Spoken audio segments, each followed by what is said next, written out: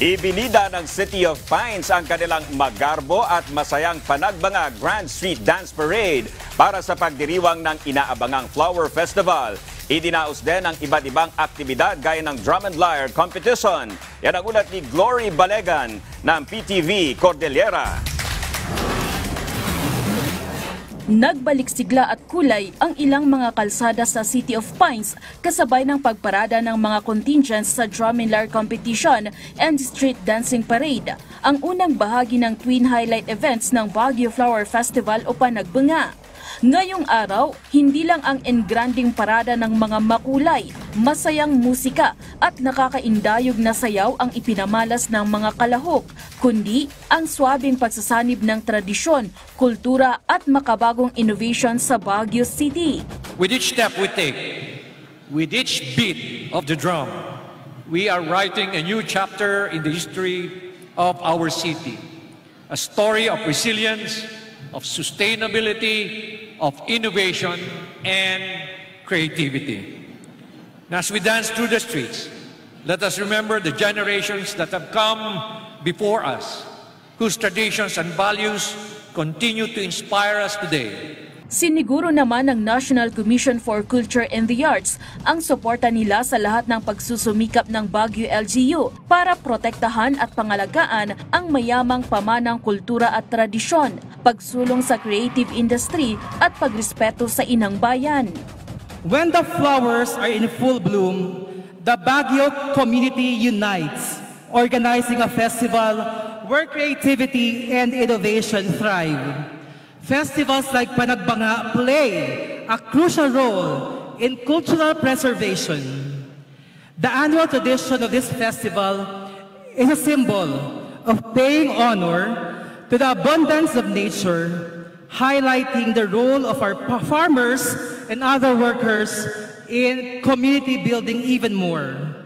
Matapos ang masigla at makulay na performances ng 6 na participating elementary schools sa drum and lyre category, tinanghal na kampyon ang Lukban Elementary School na makakatanggap ng 150,000 pesos cash prize.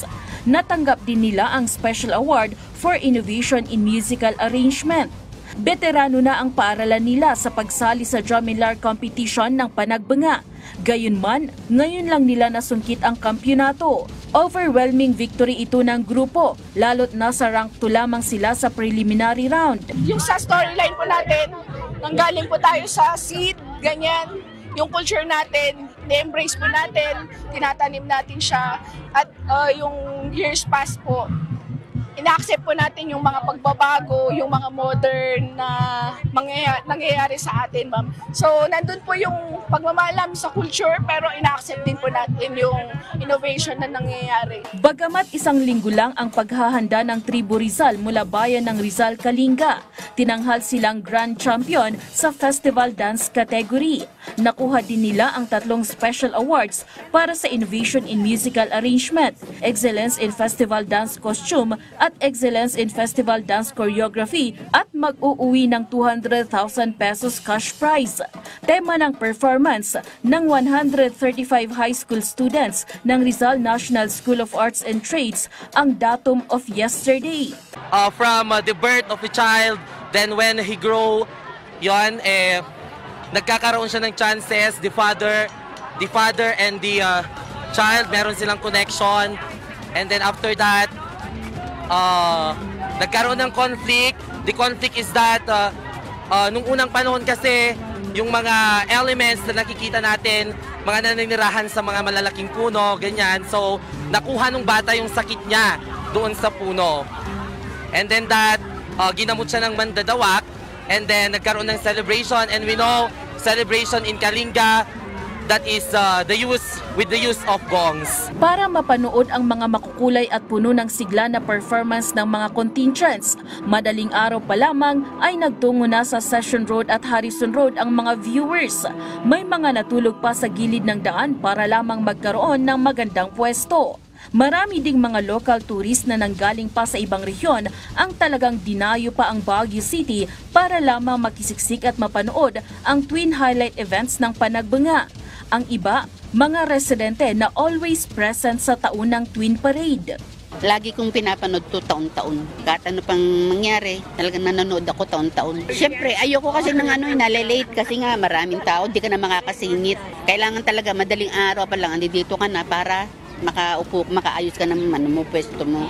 Higit naman sa 1,700 na mga PNP personnel, police interns at volunteers ang na-deploy para sa crowd control, traffic management at anti-criminality, lalo na at inasahan ng organizer at pulisya na mas marami ang dadagsa ng bagyo ngayong Sabado at Linggo. Samantala, inaasahan na mas marami pa ang dadagsa sa 5 kilometrong kalsada ng Baguio bukas para lang mapanood ang pagparada ng 33 na mga makukulay at hitik sa bulaklak na mga floats na kalahok sa Grand Float Parade, lalo na ang mga floats kung saan may mga sakay na mga celebrities. Glory Balegan para sa Pambansang TV sa Bagong Pilipinas.